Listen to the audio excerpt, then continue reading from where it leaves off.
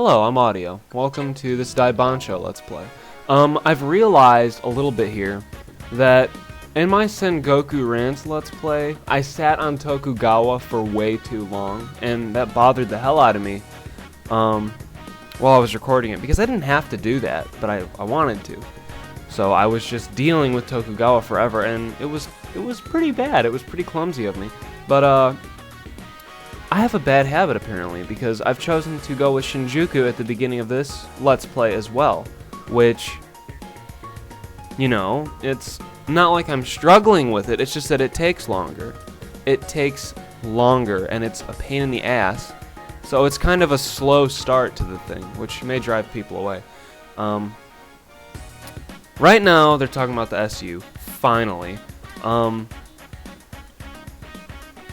It seems unimportant, and mostly, like, in the game, the SU is unimportant. Like, it's a joke. None of the powers in the game treat it like what it's supposed to be. It's supposed to be the ultimate power, you know, ordering the other powers around like, hey, Wolfang's shit, everybody attack them. Okay, that's what it's supposed to be. But no one heeds what the SU has to say, except Wolfang, you know? So, whatever. And the SU doesn't have any manpower anyway. But it's a single territory, and after you get this dialogue here, you absolutely need to go to the SU. I'll show it to you on the map and everything, but holy god, let me just say, I didn't go to the SU, and that was another game over for me. Because if you don't, every single faction in the game declares war on you. And it's like, why? Why does this have to happen? But it does, so. And you have like a 3-turn window to do it. So, you do it, and, you know, it's fine. Ugh. But, the thing I was talking about in several parts past was the Haniwa cult. If you were to join them, and you had to go to a banquet, alright. And you have to go to the SU, alright. And you wasted that first turn on the SU. So you have 2 turns, and you have to go to the Haniwa banquet and the SU thing. And it's like, if you fuck up once, you just get a default game over. And if you don't save right, you're locked into that, and you've got to start a new game. And that happened to me too, and it's just awful. That was not good. That was not a good choice. I mean, I'm all for blaming the person playing the game before the game, you know, because it took the people who made the game a lot more effort to make the game than it's taking me to play it. But, I mean, maybe not the best design choice. But yeah, go discover some bullshit at Dream Island. And then you come up here, and there's the Student Union headquarters. You click it, you go visit it. You do that as soon as it's available. And the place is like a joke. I don't know what it's referencing, but it's got rocket ships and missiles in the back and whatever. Whatever. You can take this territory later on in the game as well. So you know. But you meet one of the other heroines here. We're actually meeting them fairly quickly. We did meet Shion, even though Roga didn't really meet her. We kind of met the ninja. You didn't see what she looked like. You only knew she was a heroine because I mentioned it. Whatever. This Mao character is a man as well. Another androgynous male. Which is whatever.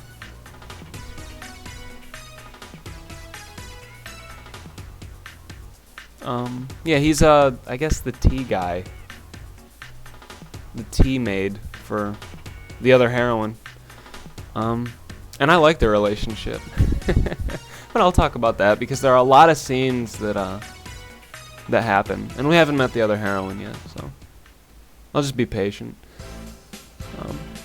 This is the inside of the place. It's, you know, I don't like the way it looks at all. But whatever. Mao isn't a unit that you can obtain either, by the way. This woman, however, is. She's one of the heroines, and she's mid-range. Which you don't find out until way late in the game. You don't actually obtain kind until way late, which is weird. I don't like obtaining heroines super late in the game because it doesn't make a lot of sense, but you do. I like her attitude as well. I'd have to think about it, but she probably has my favorite personality, I guess. I mean, she's tsundere, but not like, I don't know how to explain it. I keep saying that I don't like people who are tsundere, but I end up liking them. I guess I'm sun. You know, it happens.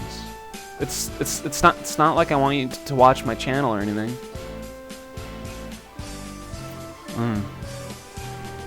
But this woman she has the same ability as Heita, and that's worth noting, you know, guts. She can survive with 1 health, and that's cool. That's cool. I like that. And I think that's the only ability in the game that's shared between anybody. Heita and Kain. So, I don't like saying her first name. I don't like saying it at all. But yeah. Go has, like, connections with this faction, I suppose. It's revealed much later on in the game that he created it or something. Go's a weird guy. He's got a lot going on. And I mean, that would be big spoilers, but what else do you expect? Look at him. He's so grand. Of course he did something amazing. So, you know. But yeah, now that we've talked to the SU, we'll be seeing random dialogues and bits of whatever they're doing throughout the game. They're all interesting and I like them, so. And I actually have a lot to say about them, which is, you know, more than I can say for several scenes that I'm sure we'll encounter. Like GF Boy in Saito, or whatever the fuck. His name is Amon Saito, I keep forgetting that. But, God, he's worthless. I don't hate him, it's just that he's worthless, you know? I don't have to hate something for it to be worthless. And it doesn't have to be worthless for me to hate it. It can be worthless, and I can hate things that are worthwhile. Yes. Very well done audio.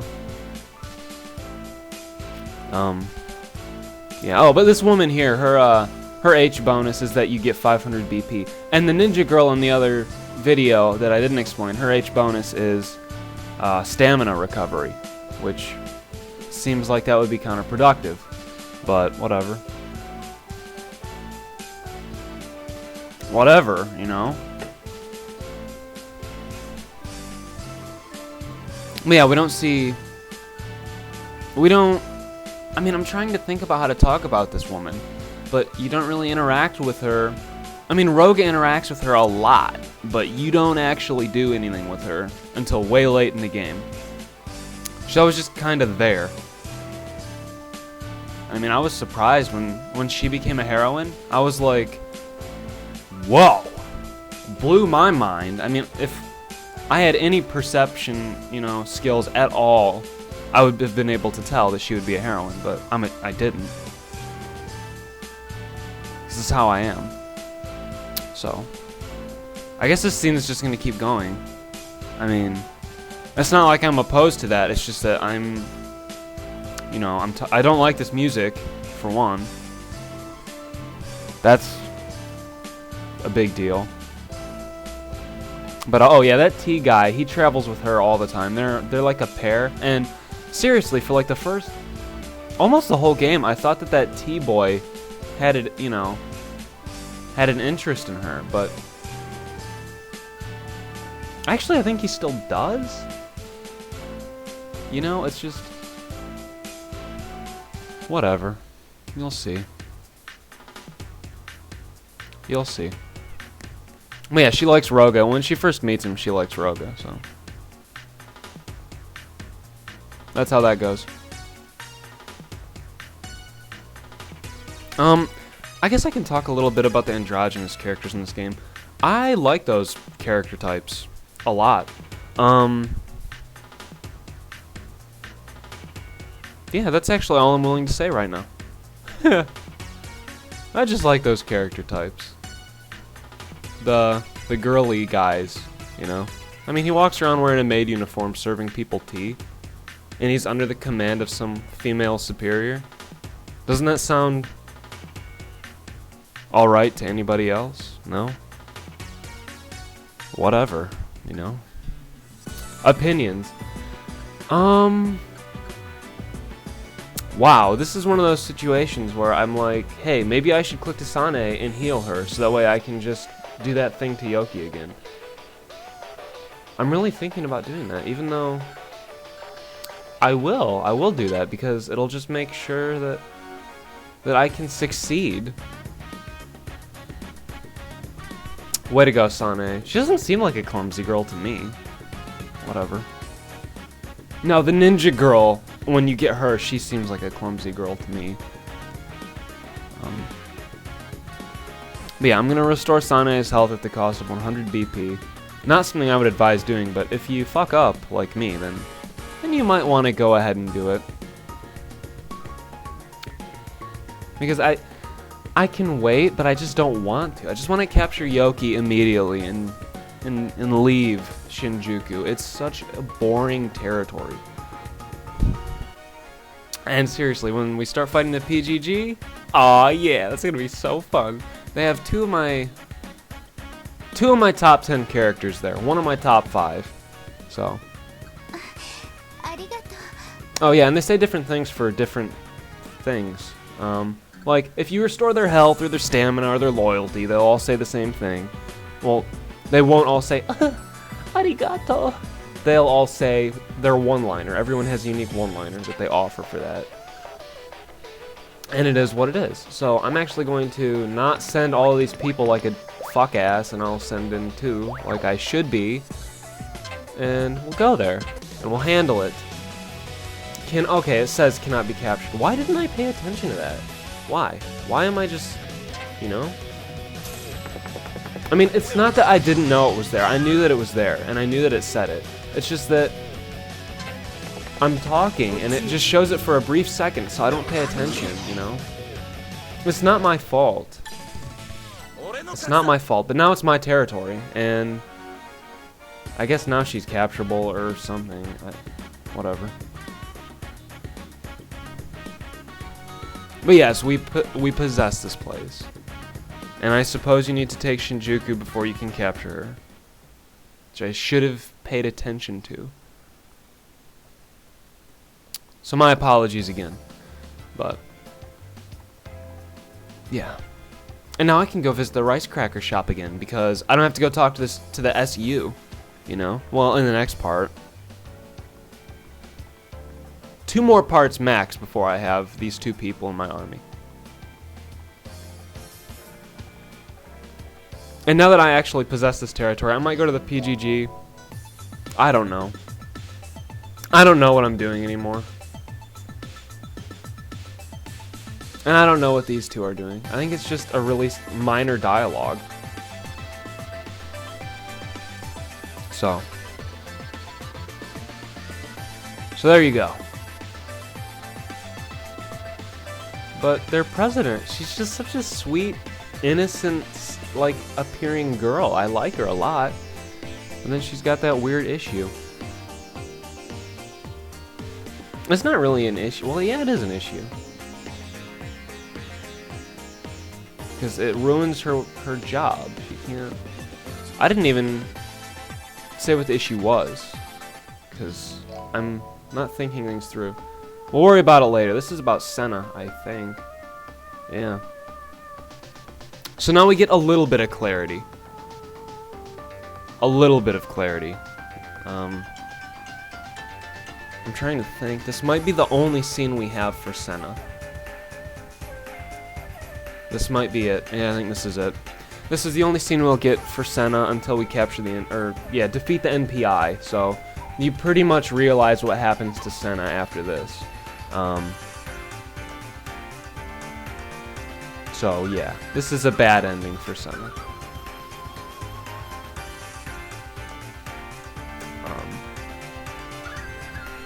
It's really terrible too. Like, she's in this place. You know what the lady looks like, who she's going to be speaking to.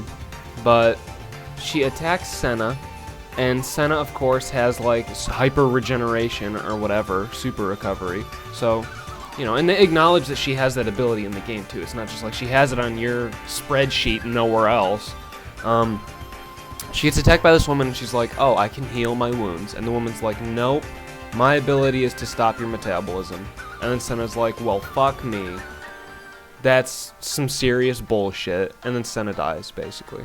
But I mean, the situation is just that she's away from everybody she's known. She's trapped inside the center of the place she does not want to be.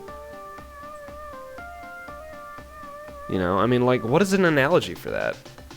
I'm not going to make a Hitler analogy. I'm not that pathetic. It's like you are a red ant in the center of a black ant nest, right next to the queen, and they're all like, what in the fuck are you doing? And then you're done. I mean, that would be a really grim death. Actually, that ant suffers a much worse death than Senna. But Senna's soul is ripped out of her body and put inside of another Senna clone. So that's pretty bad. Yeah. So there's one soul and lots of Sennas, and they keep transferring them, and the memories get wiped. I'm pretty good at philosophy, so I understand the world, more or less.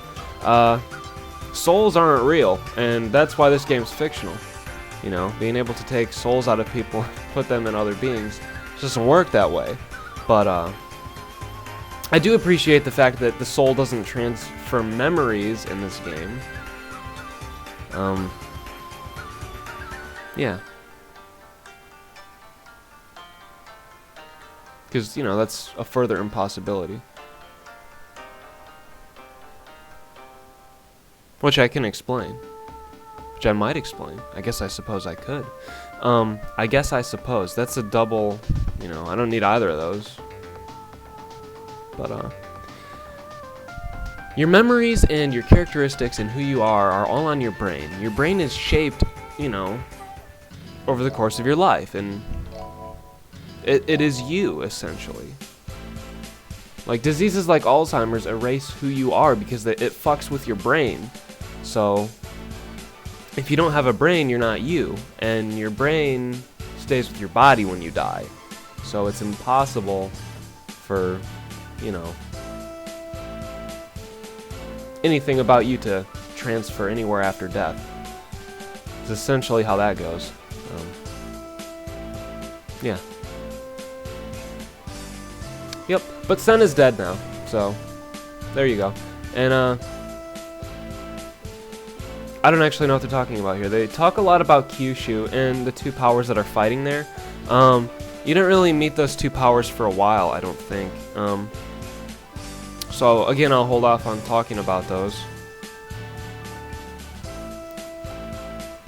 But yeah. But it's not like I'm expecting anything. Oh, kind. You're so tsundere. It's so cute. Oh, look it. She's capturable now, except that she has full health. And I have Sane. Why, God?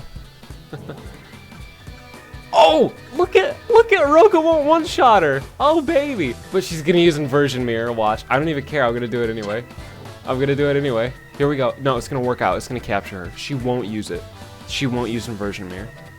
Okay, boom. I'm the best. I am the best in the world. I rest my case. I don't know who's next. Why, God? Actually, this makes more sense. I'll capture her, lose 2 dots, and I already said that I'm not going to be keeping the territory, so it's just a win-win. I am so good. And Sane leveled up from 5 experience. Whatever, I'll see you guys in the next part.